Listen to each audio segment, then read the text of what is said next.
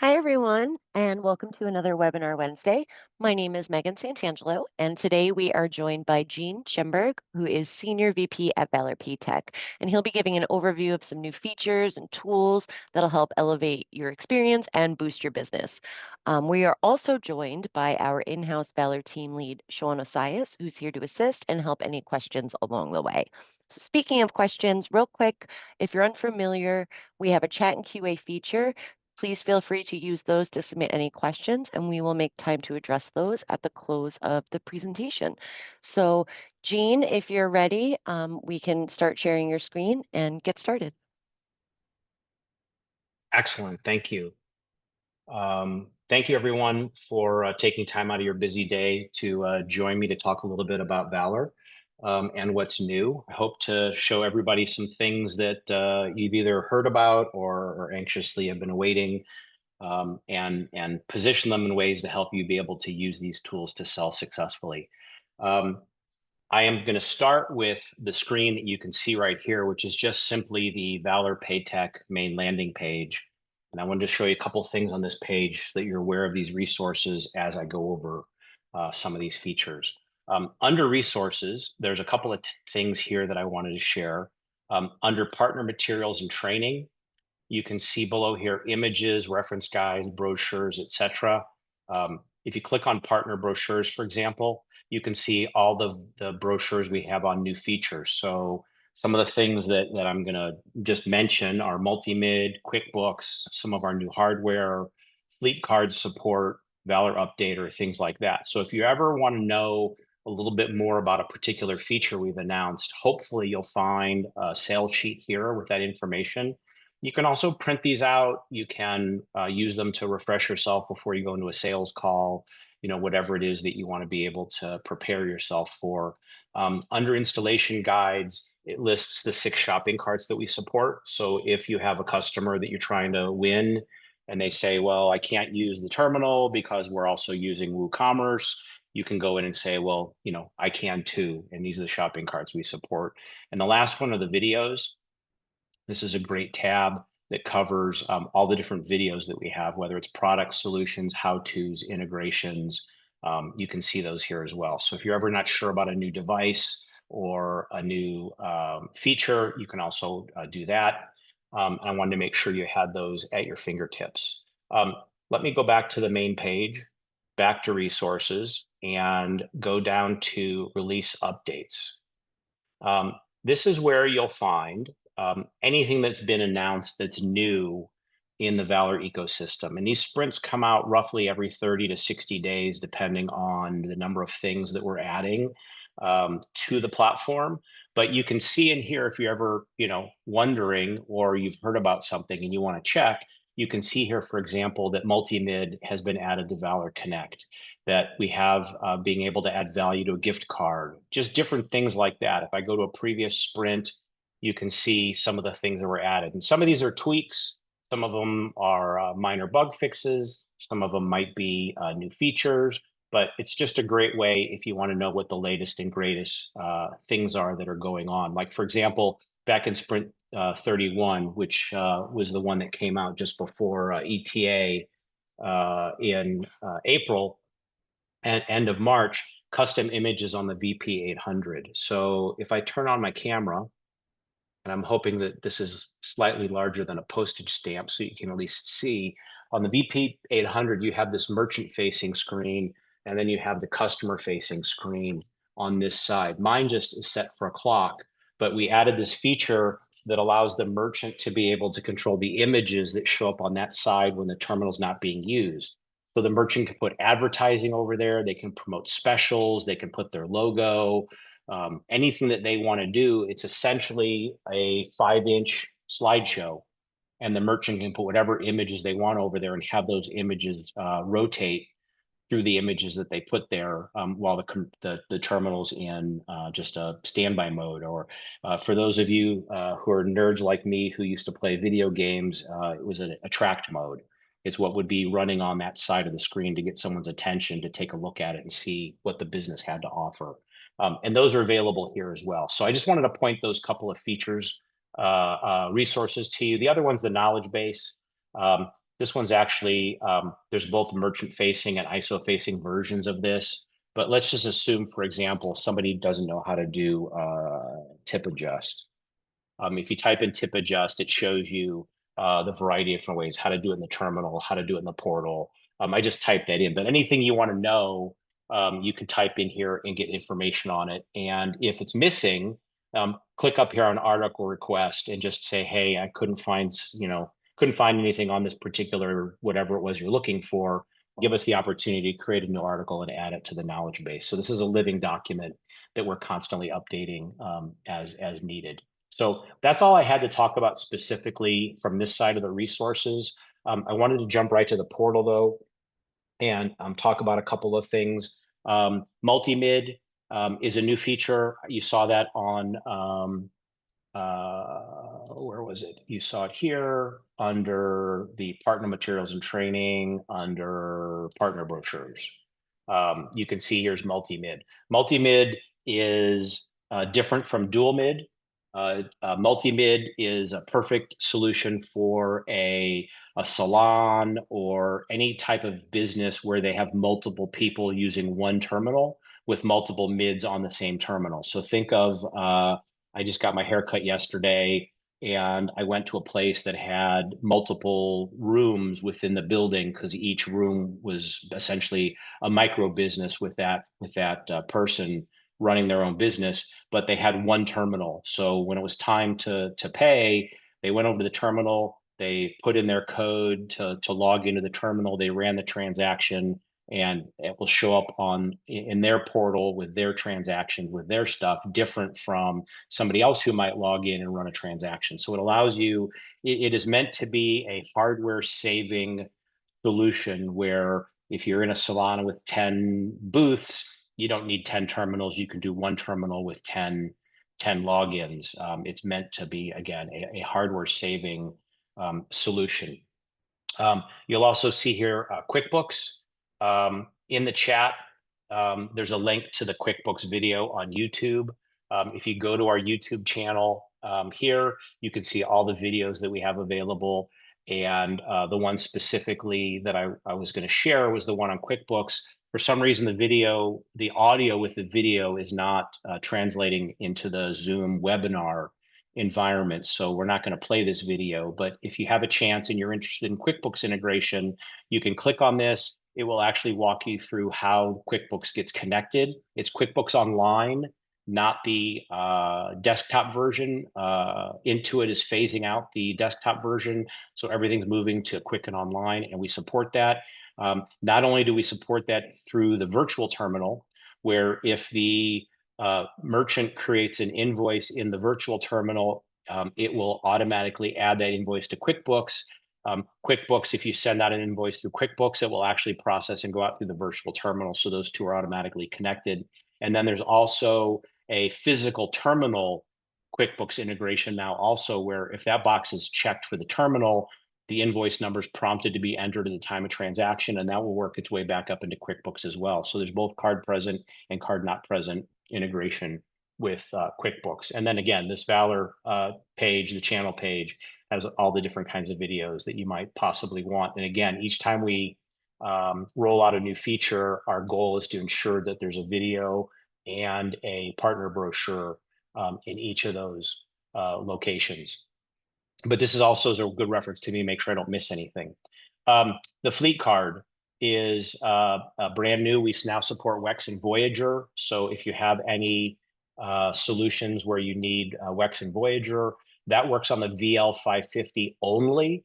That's the only Android terminal that's certified for WEX and Voyager right now. So make sure that you have the terminal to go with the solution if you need that. Other ones that are in here, the Vault. I don't know if you're familiar with the Vault, but I'm going to take a minute and show you that actually in real life here. So I'll use that as an opportunity to move over to the portal.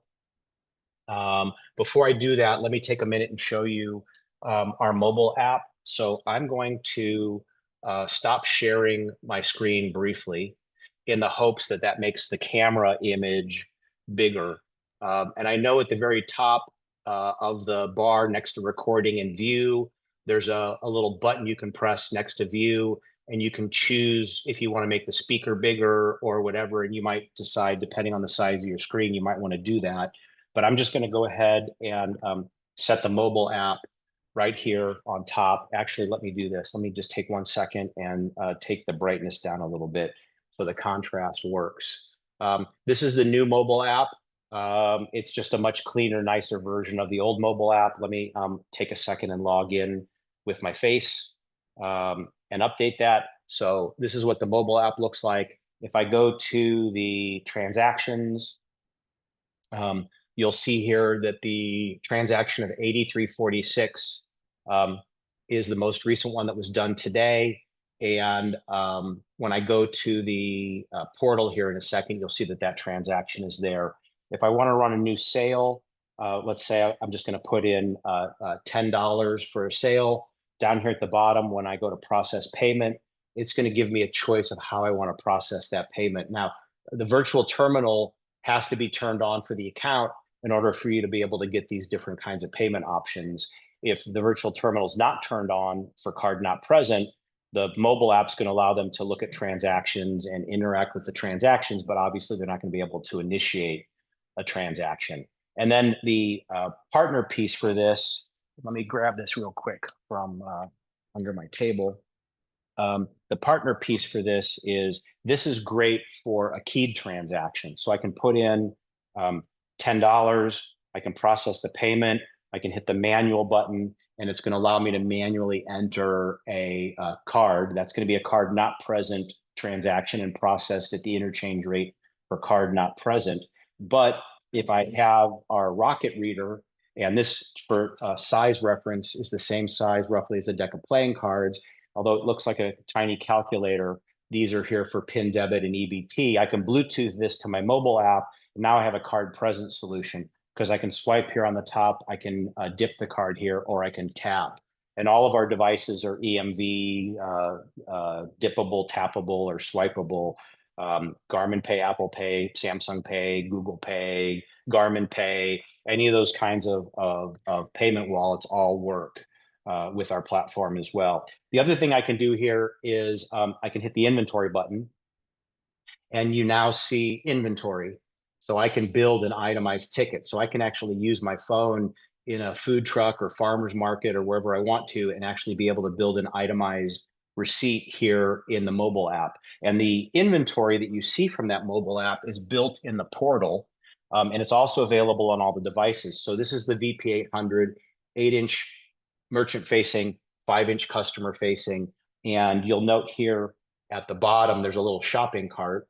And if I tap that shopping cart, you'll see, excuse me, you'll see that the inventory here will load, and this loads from the cloud. So it's always going to take a second. That's weird. Never seen that before. It's not loading the inventory right now. So keep in mind that this is the demo portal. Everything I do is in the demo environment. It's nothing is real. So whenever you're in the demo portal, it's always a crapshoot on whether the developers are in here making changes, whether something's being loaded that you weren't expecting to be loaded. There must be some glitch on the 800. I went ahead and grabbed the VL550, and you can see the inventory is here. It's the same stuff that you saw in the cloud and in the mobile app. My VP800 must be set in some weird way, which happens because, again, it's the demo environment. I'm always poking around in here. The engineers, this is where all the new features go. It's like Willy Wonka's chocolate factory. All the new bells and whistles come into the demo portal before they go into the live environment for us to play with them. And stuff always breaks in here. So please don't take that as a indication of the live environment. But again, you can see the inventory here on the VL550 just the same. It works just like it does on the VP800, albeit whatever the issue is right now. And one of the new things that we have for the VP800, a couple of things. So one, if I'm building my ticket here, you can see I put in $10. You can see on the customer facing side, they see dual pricing as well. So that happens as the ticket gets built, which is great. This is the communication hub for the VP800. And you'll notice that there's a variety of connections on the back of this. This one's for Ethernet. So when the VP800 is sitting in the dock, it's actually behaving as a wired connection. This one is for a cash drawer. We now support cash drawers with the VP800. The two USBs, I think, can be used for a variety of things. But the one I know specifically today is I can plug a barcode scanner in here. So while we normally would recommend that they only put 40 or 50 items into the actual inventory, because on this screen, how many times, how many pieces of things are you going to be wanting to scroll through to look for the item that you're trying to find to build the ticket? When you've got the barcode scanner connected and the inventory is loaded from the barcode scanner, in that perspective, you can have an unlimited number of items because the scanner is what's actually doing the searching. So I'm going to go ahead and go back to sharing my screen again and show you where that inventory is kept and created. So we're in Gene's Irish Pub, which is my demo portal. This is, again, this is our demo environment. Sometimes there's things in here that you don't see anywhere else because we're testing them. Just giving you that as a heads up. You can see the payments that I've done so far this month that are in here. And you'll notice under device type, you'll see some are virtual terminals, some are physical terminals. And the beauty of that is that because this is a cloud-based platform and the mid is in the cloud and the processing occurs in the cloud, all the transactions for all the different devices are kept in the cloud as well. And when the merchant logs in to look at their business in the cloud, they see all of the transactions, because to us, those are just different ways to interact with the mid. So consequently, in the Valor environment, we don't lose batches because the batches are in the cloud. They're not in any individual terminals. You don't have to close the batch before you update a terminal because, again, the batch is in the cloud, not in the terminal. And you also have a variety of abilities to batch. You can batch from the mobile app, you can batch from the terminal, you can batch from the portal, or you could simply set it to auto batch at 3 in the morning, and that batch in the cloud will close at 3 in the morning, completely irrespective of the condition of any of the devices that are connected. So a merchant can turn off all their terminals and put them in a drawer at night, and that batch will still close at 3 in the morning if the batch is set to close from the portal, again, because the terminals have no impact on whether the batch closes or not. But some of the things I can do in here, and I know I've covered this before, but if I have a transaction, I can view the receipt. Sorry, it timed out. I've been talking too long. Let me go back. I can go back in here and pull up my receipt. And you'll see in this case, the receipt is itemized. That's because I used the VP800 and got the itemized receipt. And you can see everything in here, including the signature. We keep these transactions in the cloud for over 2 years, long enough for a chargeback request or anything that the business owner or customer might need a copy of that receipt for. And the beauty, again, of everything being under one roof and being in this single portal is that if the merchant gets a chargeback request or there's a dispute, they can come up here and type in the last 4 digits of the credit card. And no matter what the device is that's connected into the Valor ecosystem, whether it's a shopping cart or a physical terminal or the virtual terminal or the mobile app, they're all going to be here. So they can find that transaction very easily simply by coming here, as opposed to a traditional system where they've got to log into a terminal system, maybe an NMI or auth.net, Shopify, a point of sale, where they have to go in and hunt across multiple solutions looking for the transaction in the Valor ecosystem. It shows up very simply here under one roof. So let's go back to the inventory for a second.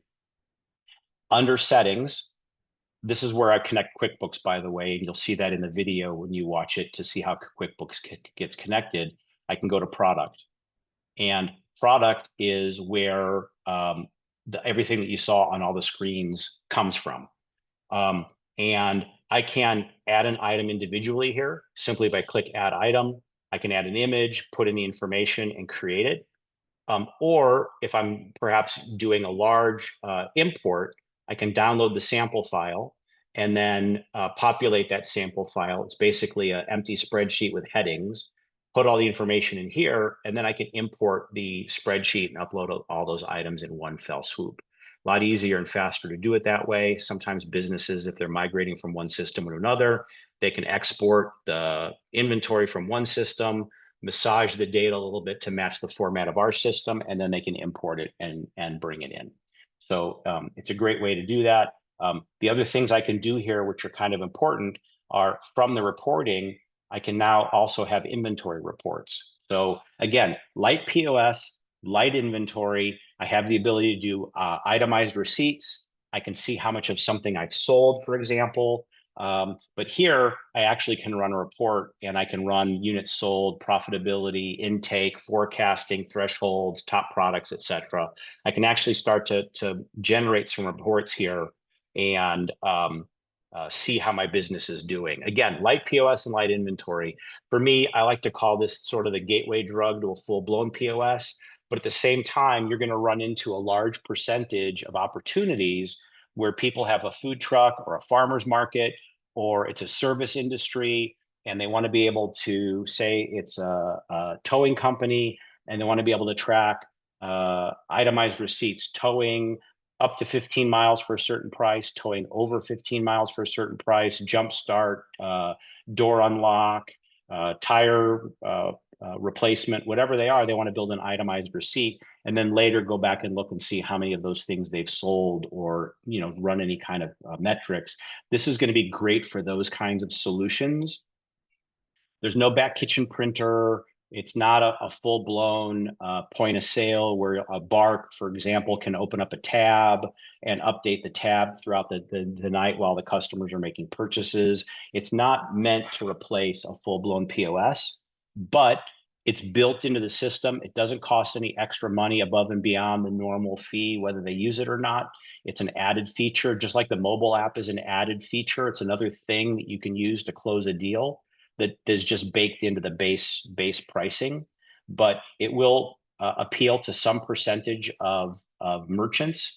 And again, it's another thing you can offer, another use case to potentially close that business. And once the business is up and running and they're using it and they're enjoying it, it's gonna be a lot harder for them to move away from the platform and go someplace else.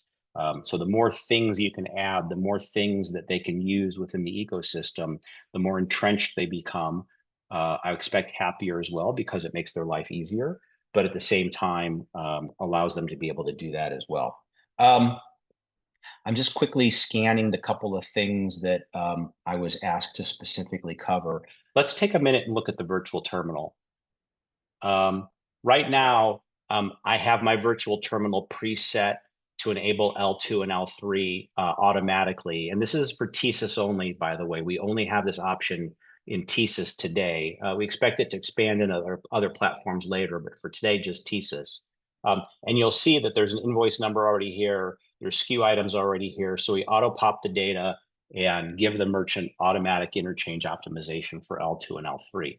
If I uncheck it, then I have the ability to come in here and I can now add the line items that you saw in the inventory. Again, because the inventory is kept in the cloud, because the ecosystem is designed for everything to be in the cloud, the same inventory that I pull in the physical terminal, the same inventory I pull from the mobile app, the same inventory I pull here all comes from the same place. The corollary of that is that if I have a new product, I can add it on that screen that I showed you in the settings. And as soon as I add it, it will automatically populate into all the devices. So a brand new item become immediately available everywhere simply by adding it to the portal. It will show up in all the other devices. So this is where that inventory can come into handy. I can build my ticket. You can see that the base amount over here is incrementing as I add items here. And again, it works just like you'd expect it would. And then I can collect the money. I can send this out as an e-invoice. I can send this as just taking a credit card number over the phone. However I want to do it, I have the ability here. If I'm not using line items, I can just, again, take the information and process a credit card. I can set up reoccurring. So let's back up for a second and let me show you one other feature. And that is I'm looking at my transactions, and let's assume for the sake of argument that I am a health club. And in this use case, I'm offering everybody, I'm advertising a 1-week trial for $9.99 to come in and try the club for a week. And I'm collecting my transactions at my terminal, and the transactions are showing up here on the screen. And I can, for example, let's see if I can find a good one here. I'm just going to grab one out of here. Let's grab this contactless EMV transaction under card 9582. and I'm going to, that's not a good one. Here's a better one, the one right above it. I think I already vaulted the other credit card number, and I can add it to the vault. And I can put in here that the card holder's name is Bree, and the company is EPI. I've run this card. That's not a great use case to go with a health club, but I'm just using it to populate some fresh data in here. And I'm going to save this out. You'll now see that Bree, now you'll see over here on the left, the vault has highlighted, and I see Bree's in here. And maybe I call Bree and say, hey, I'm Gene with the health club. I see you took advantage of our 1 week special. Would you like to sign up now and subscribe or have a membership to the club? A 12-month membership's only $19.99 a month. And if Bree agrees, I can come over here and I can process a transaction. I can set that up as recurring, and I can put in the monthly, put in 12 months, put in the amount of 1995, and continue filling this out. But you'll see that the customer name Bree with a number's already been pre-populated. The card number is already selected on the right. So what it's done is I've taken the number that came from a physical transaction and I've vaulted it, and now I can bring it up and use it in my virtual terminal as a virtual transaction. So this doesn't make any difference in our ecosystem where the card comes from, because we look at all things equally within the ecosystem. So this could be coming through Shopify, it could come in through a terminal, it could come in through a POS, a virtual terminal. It doesn't make a difference where the card comes from. It could then be vaulted, and then that card can be called back up and used for a subsequent payment or convert to a recurring or installments. However I want to use that card later, once it's vaulted, I have that ability. And the other thing that's really important to note in this is that we also have a card updater service. And if for any reason this card gets frauded out or has to be replaced, expired, and it's reissued by the original card issuer, we're going to automatically get that number updated within our system. So it doesn't work if they cancel the card and then sign up for a new card, because there's no way for us to know how to connect those two cards. They're completely separate transactions. But if it's frauded out or is replaced or updated with a new number for any reason, that the card updater will update that and it will stay in here and be updated automatically. So the merchant doesn't lose a month. They don't have to call a customer and try to chase down a new card number or whatever it is that they might want to do or need to do because the card stopped working. In those situations, it automatically gets updated. I can also issue refunds here. Oh, by the way, the other reason that the vault works really well is if you have to do tip adjusting after the batch closes. So obviously, if a batch is open, you can come in here in the portal or in the terminal and you can do tip adjusting. But if the batch is closed, those transactions are now done. And if they have to go back in and adjust a tip later, it's considered a separate transaction on a separate day in that case. And they can come in here and pull the card up and do their tip adjusting this way. It's a little bit more tedious than doing it when the batch is open, but it is a path to be able to do tip adjusting after the batch closes. E-invoicing, I know I've covered this before, but I think it's worth taking another second again. I know we talked about the line items, but e-invoicing can work a couple of different ways. E-invoicing can be point to point. I'm an HVAC technician. I just came to somebody's house. I did their $99 seasonal cleaning and Freon check and air conditioning, whatever, to make sure it's ready for the summer season. And while I'm standing outside, I can send that customer a text message with a text to pay link to say, here's your $99 charge. If you could click this link and pay, I'd appreciate it. And they can go ahead and pay that. And then the technician can either have the receipt emailed or leave a paper receipt under the door with a paid mark on it. But that can all happen while the customer is inside the house and doesn't want to come to the door, like during COVID, or maybe that customer's at work, or maybe they're laying on the beach halfway around the world. It doesn't make any difference because it's all done via text messaging. And as long as those messages can be read and responded to anywhere on the planet, that commerce can continue. And it's a great way to do that without having to have that business. And I know some businesses still do it today, believe it or not, write the card number down on the receipt and run the card at the end of the day. or call the card number in and somebody back in the office keys it in and enters it. Those are obviously not PCI compliant in any way, shape, or form and expose the cardholder to risk having that number floating around out there. So e-invoicing is a great way to eliminate that, and it's fully PCI compliant and secure. The other way is one-to-many. One-to-many can be done a variety of different ways. I could be a dentist office and I want to create a pay now link with a flexible amount that requires an invoice number so that people can make payments on their invoice. I can also create a pay now link that has different requirements. Say I'm going to use this as let's pretend that I'm a religious institution and I want to be able to have a donation link on my website, at the bottom of any kind of receipts I send, on my social media, whatever it is. So let's pretend, for example, that Gene's Irish Pub is not Gene's Irish Pub, but some religious institution. I'm going to go into my device management. I'm going to go to my virtual terminal, and I'm going to go ahead and edit my parameters. I'm going to go to data collection. And instead of an invoice, I am going to require that they put in their member ID.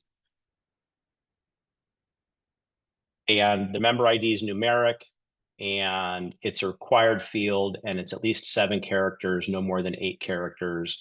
And that's going to be now what's required in here.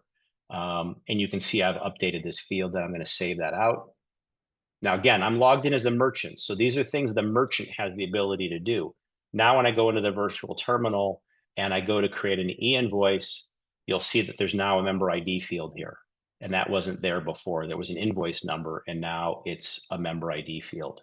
And you can see that on here on the screen. So now what I can do is I can create a Pay Now link with a member ID.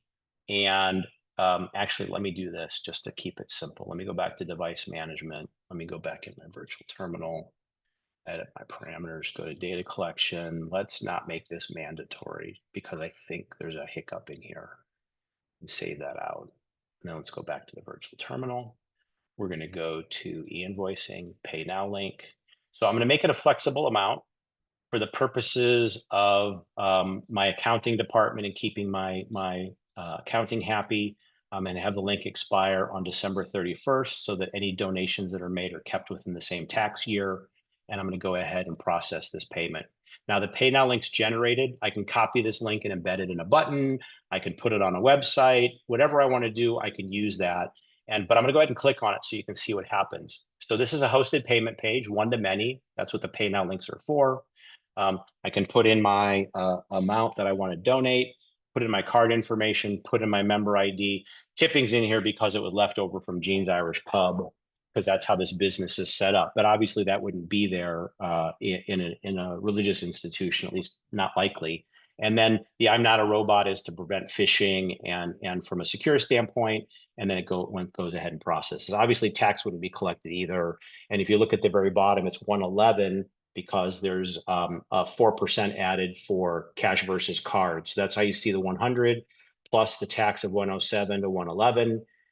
Again, this is set up as a business, so that's why those are there. In a religious institution, those things would be turned off. But you get the idea of how that works. The same thing can be done through a QR code. I can create a full-blown QR code. I can set the amount to be flexible. I can set it to expire on 12/31. I can put in here that it is a donation. I can process the payment. And now it's generated a QR code for the same thing. And I can put that code anywhere I want, from a banner, on a slide. I actually saw, believe it or not, the other day that they've been able to configure drones now when they do drone shows to be able to fly in a pattern of a QR code, and people can scan it with their camera and be taken to a website from the drone configuration of a QR code, which I thought was actually pretty cool. I'd never seen that before. But I can use that QR code anywhere. I would use the same now. The link that I would have, I could have that QR code serve the same purpose. So that's pretty cool. I do not have my chat open. I see there's a couple of questions. Do you want to take a break here for just a second and see if there's any questions that we have for the group that we need to answer? And then I can go back in and cover a couple other topics. Sure, absolutely.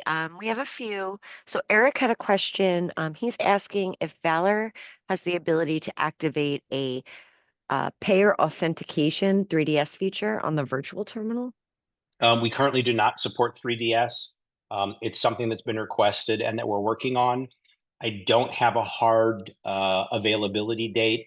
Our updates are done on a business case by business case basis. So I know it's something we're working on, but occasionally somebody comes to us and says, "Hey, I need this feature done ahead of that feature, and I'm willing to make a commitment. Like I'm trying to close an auto dealership, and if you can add this feature, it means 1,000 terminals." We might move that up a little bit higher than something that someone's asked for which there's no commitment. But I do know, commitment notwithstanding, that we're absolutely working on 3DS. I'm going to say the end of this year, maybe by the EPI annual meeting. Don't hold me to that, but the rumblings I'm hearing is it'll be available before the end of the year.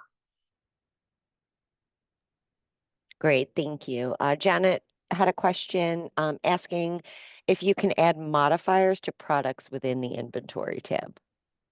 So the short answer is yes, in a very limited manner.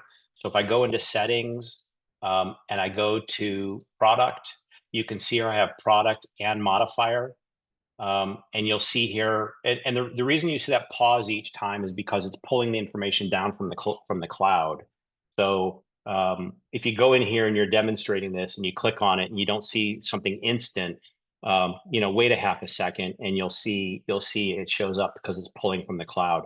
But there are some modifiers here. Right now, these modifiers are only available in the virtual terminal. If I pick bacon in the physical terminal, the modifier for extra crisp is not going to pop up or give me that option. That's something that we're going to potentially roll out down the road. But again, keep in mind, this is light POS and light inventory. This isn't meant to replace a full-blown point of sale solution. It's really meant to appeal to a small business who might like some of these features, hasn't been able to get any of these features, and you can give it to them at no extra charge to win that business and win that opportunity. So not only that, but I also have discounts. So you'll see here, there's a couple of different discounts in here. I can apply a discount as well. So while I'm online building my ticket, I can do some modifications and I can do some discounts. Great, Hope that thank answered your you. question. Mhm. Greg had a question essentially for future development, if tap to pay on the mobile device would be something that could be forthcoming. Yeah, tap on glass is a feature that's gotten a lot of buzz. I don't know how well it's been adopted. I hear a lot of people talk about it, but I don't really see that many people using it. That's sort of the background, but the short answer is yes, tap on glass will be available. And again, we're looking at having it out before the end of the year. Great, thank you. George, it looks like you have a couple of questions in here. So if I miss one, I apologize. Jean, first, George is looking for a few more details on cash drawer integration with the VP 800. He's saying as a follow-up, it seems great for bars that were, maybe had purchased a multi-featured POS, but they really just needed a cash register with the ability to take credit cards. Um, Yeah, George is, so I'm sorry, go ahead. nope, go ahead. Go ahead, Gene. So the short answer to that is that it's my understanding that pretty much all industry standard cash drawers um, support this um, RJ11 or RJ45 or whatever. You can see it's a smaller connector than the Ethernet connector. That most major cache drawers support this plug type. If it supports that plug type, then we're supposed to be able to support the cache drawer. Because quite frankly, all we're doing is when they select cache in the terminal, we're just sending a signal to that port that says open cache drawer. So there's no, basically, it literally is just a trigger that says open cache drawer. That's the only thing you need that a cache drawer does when you plug it in there, aside from, I think, maybe getting power, and I'm not sure about that. So my understanding is any industry standard cache drawer that takes that plug can accept that open signal, and we support all cache drawers that are like that. I haven't run across one where somebody said it's not been supported, but in that this feature is only a few months old, we haven't gotten any complaints about anything not being supported. So what I just said, I believe holds true. And you said Great. there was a part two? Yes. He also had a question. Will the VP 800 display how much cash change is due to the customer? Ooh, that's a good question. Let me let's see, let's put in $100 and they're going to pay by cash. Oh, it would help if I push the buttons in the right order. Let's try that again. Let's cancel the transaction. I don't know that I've taken a cash transaction on here before. You know what? I don't have a cash drawer connected, so I don't think it's giving me that option. So that's on me. Let me take that as a takeaway and get you an answer as a follow-up. I am Great. making a Thank note you. right now. I believe the answer is yes, by the way. I'm just not, as a someone who doesn't use this as a merchant, I haven't used that feature yet personally. Um, but I will find out and get you back the answer. I'll get it back to the office, and you guys can share it Yeah, however you George. disseminate information. Absolutely. George, we'll get that your way. Thank you, Gene. Sure. And he's just as a kudos, Gene, he said, thank you for your excellent devices and gateway, best terminals in 20 years. So Awesome. We love that. we do. Okay, up next, it looks like Nathan. He is asking, can the payment link show dual pricing or the admin fee? So repeat the first part of that because my brain went in a different direction when I heard the questions. Tell me Absolutely. what the at the beginning again. Sorry. Absolutely. He's asking about the payment link and Okay. if it's able to show dual pricing or an admin fee. Okay, so the payment link absolutely can show that when the it's not going to show it as the text message. So if I go in the virtual terminal and I'm basically just sending an e-invoice, here it's going to take the information, but on the landing page that the customer has, it will show that. Um, part of that will be how it's configured when when it's deployed. So I'm not a compliance lawyer. I don't play one on TV. I can't give compliance advice. I think that's the right disclaimer I have to say before I say the next stuff. But if you're have the account set up, say it's a government or education or some institution where they just have a flat $2.50 administration fee on the account, when the account's boarded, it's set up, much like a cash discount or dual price, but instead of a percentage, it's set up as a flat fee. So as the account is built in the corporate office, as the terminal is deployed, if that's how the account is set up, then that's what will show up on all the different things as those transactions are run. So it'll just show up on there. What it's called is also chosen by your corporate office, whatever they deem compliant, whether it's a technology fee or an admin fee or government processing fee or whatever it is. Those are all things that are adjustable by the corporate office as these are sent out and built. The landing page, again, if you think about it, dual pricing will show up on the landing page of the page without any problem. In fact, you saw on my screen when I did it, it showed the 100 plus the tax plus the 4%. If you want to offer a cash option on an e-invoice, that's a little bit difficult to do because it depends on where the e-invoice is going. Number one, number two, how they would pay with cash. Now, we've recently launched an ACH option, which we have yet to present to electronic payments officially to see if you want to offer that. But to the extent that that gets adopted, either now or down the road, or maybe it's something we add when the Sigma integration's finished, and we blend in your ACH solution, however that makes its way down the pipeline, they'll have a ACH option, so they'll have a true dual price. They'll be able to pay with a credit card or be able to pay via ACH. Right now, that we can offer dual pricing, but they don't have a practical way to pay with cash on an e-invoice unless they're standing, someplace where they can give somebody cash. It's a really long answer, but I wanted to make sure I covered all the bases on that. Great, thank you. And speaking of the payment link, it looks like Ben has an additional question. Sure. He's asking, Ben, I'm just trying to read through this. I apologize. Does does the payment link on a website differentiate in real time credit versus debit so a merchant can have a compliance surcharge program?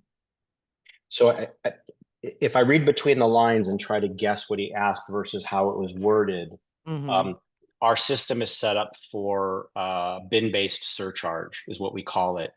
And basically, what we have in the system is a bin table that looks up based on the card number to know whether it's credit or debit to make sure that the card's charged properly. Again, that's a setting that comes from the corporate office as the files are built for the account for deployment, but presuming that bin-based surcharge or bin-based discount, bin-based, if a bin-based solution is chosen, we have a lookup table to make sure that the card's not, credit's not charged as debit and debit's not charged as credit with the wrong percentages. Great, thank you. Let's see. Eric has a question for the VP 800. Can Mhm. merchants easily turn turn off and on the SIM card, or do they have to send in a request? Um, I don't know what the use case would be to turn on or off a SIM card, unless they're talking about like a seasonality, like a fireworks stand that wants to be able to keep the VP 800 in their inventory, but for 3 months of the year they want to be able to use the SIM card, and then for the other 9 months not have the SIM card turned on, so they're not paying the monthly data fee. Um, Maybe they can revise their question or confirm or deny my guess on the use case.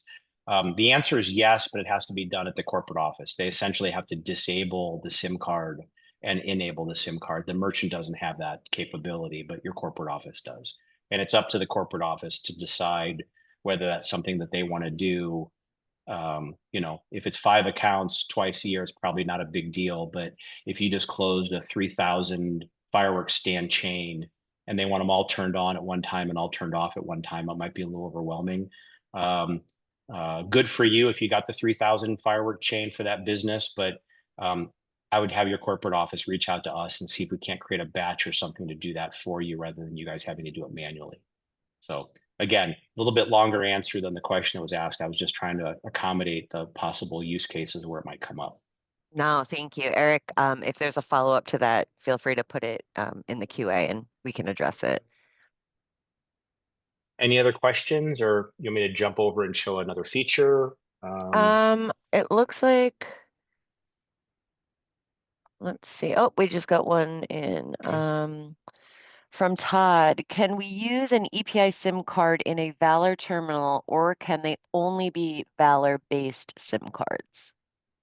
That's a great question. I unfortunately have to defer to your corporate office for the answer to that. We don't have a technical reason that EPI SIM card can't be used. However, we just want to make sure that the card's certified before it's put in a terminal so that we recognize the card. We can add the APN number to our library so that the card will work. So you can't just stick any SIM card in any of our terminals and have them automatically work. They have to be recognized. And I don't know off the top of my head if the SIM cards have been sent in for us to certify and make sure that they do work. It's something we absolutely can do. I just don't know if we've done it yet. And if it's something that you want us to do, we just have to go through the normal process to have that person send me the request, and then I can make sure it happens.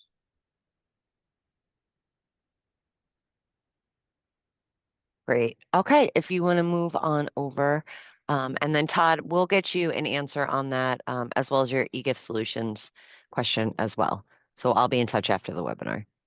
But Jean, if you So want to show another feature, go right ahead. yeah, let me stop sharing my screen again so that my terminal screen can be made a little bit bigger. But and now I'm gun shy to use my 800 because I've clearly buggered with the settings at some point, and I'm hoping that it doesn't that it actually works and that something else doesn't go wrong. That might be the why the cache thing didn't work either. I might need to just because I'm constantly in here changing the settings and monkeying with it, I probably broke something. But let's just assume for the sake of argument, let's hope this works. I put in $100. On this side, I can see the 112 and 108. I realize it's upside down, but the customer sees the price as well, and they're going to pay with a card. You can see on my side, the merchant sees what is showing up here. You know what? Let me just do this real quick. Let me just swipe to pay cash and see what happens real quick.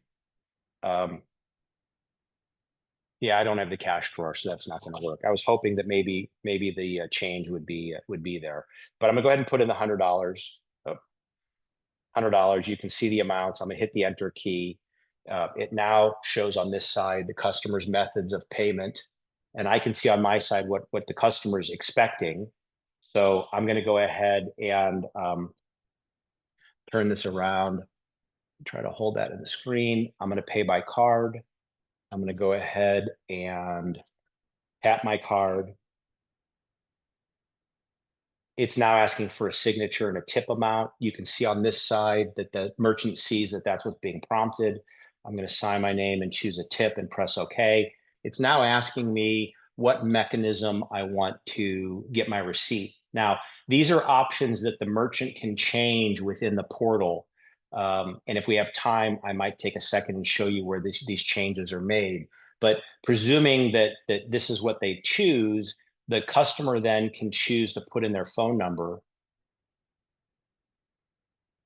press the enter button, and hit SMS receipt. Oh, I'm missing a digit. Hit SMS, and it's now going to send me a text receipt, which is the preferred method, by the way. And then this is a little survey at the end that asks how I liked my experience. It's going to process, it's approved, and then the transaction is going to be complete. Now, if I go to the portal right now that the transaction's done, and I just quickly refresh the portal, you'll see right here at the top, there was a credit sale on the VP 800 of $100 with a tip, tax, differential charge, which in this case is the 4%, and the total. And I can now view the receipt, and I can see the receipt on the screen. The other thing here is that if I go to engage my customer and I look at my customer list, I don't know that it's going to be the top one. I don't see it in here, but it might be just I'm not sorting it right. Again, I apologize because this gets buggered around so much. It's not completely current. But you're looking at all the customers that have been into my business and have paid with in my store, and they've left their mobile number. And the beauty of this is that once I have all these in here, I have the ability to now send out text message marketing to my customers. So I can choose all my customers.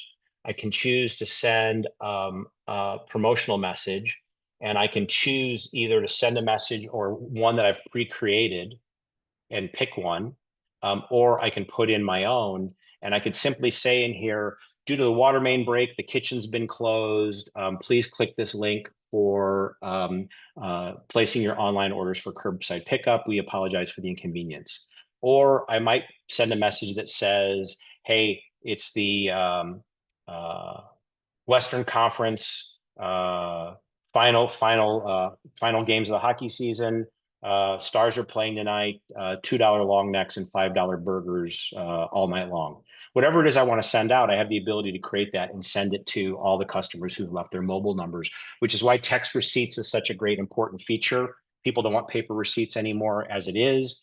Having this ability and being able to send out text marketing now allows you to market this platform as not only a way to save money, do inventory, solve for all these issues, but you can now use the platform to make money for that business. If I have 1,000 phone numbers for 1,000 customers, and I send out that text message for the long necks and burger promotion, if 20 customers come in and they each spend $100 on average, I just generated $2,000 of additional revenue for that business by sending one text message. If I do that once a month, one good message once a month, and you've now created $24,000 of additional revenue for that business, $2,000 a month, 1,000 customers, 20 come in, one text message. That's not a lot of work for an extra 24 grand. If they're making that extra money, they're never leaving you and going to another competitor. You've just solved for attrition. Not only are you saving them money and providing them a great solution, but you're now helping them make money. And that's the golden ticket. You're never going to lose that customer again because they're just going to keep wanting to grow and make money and stay with you and not give that up and go someplace else for a shiny new terminal or, maybe save a couple basis points. So it's a great feature. I'm going to close with that. If there's any last minute questions, I'm happy to take them. It looks like we have one from Ben. He's asking, is there a way to bulk insert multiple customers at one time? I'm not sure what the purpose would be to bulk insert multiple customers unless you're wanting to put them in here to do text-based marketing. And in that use case, the answer is no.